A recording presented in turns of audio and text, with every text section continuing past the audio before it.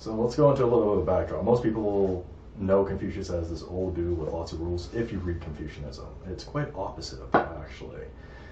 Chinese culture has a way of saying read between the lines, and Confucianism is one of those main philosophies around that.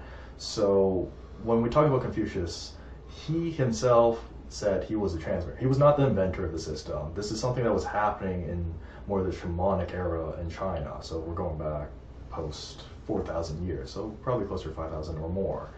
And he was looking at these Book of Rites, he was looking at all the history and saying, well, how do we solidify all this and how do we make this practical from a social, political standard?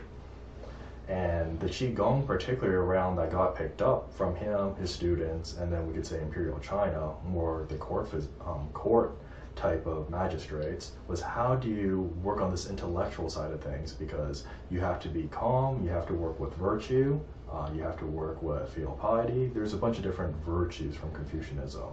And to cultivate your character, because to be the gentleman, as they would call it, zhongzi, that was the ultimate goal, to go to that standard, because Confucius humbled himself and said, I could never be a sage.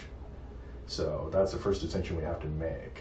But from an energetic standard, it's how do you cultivate the emotions? How do you cultivate the mind so you're not stressed? And if you are stressed, how do you do it from a court standard of not screwing up and pissing off the emperor? Because that could mean your life and your family's life right there. So you have to be on the ball with the books.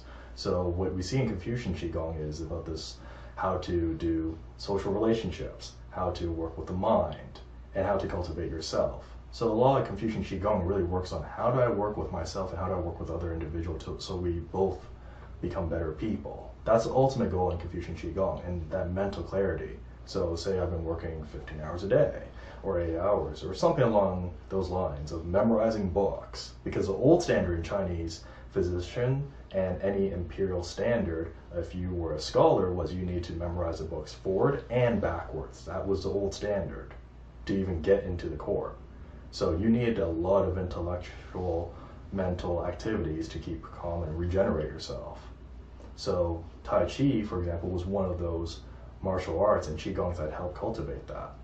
Also, the breathing exercises of how to build up your Dantian and connect that to the mind. Most people think from a Tao standard, you would just connect the Dantian and that's your physical vitality, but the Confucians would do that and they would connect it to the mind and Shen directly. And that in itself works on different procedures than a Taoist philosophy would.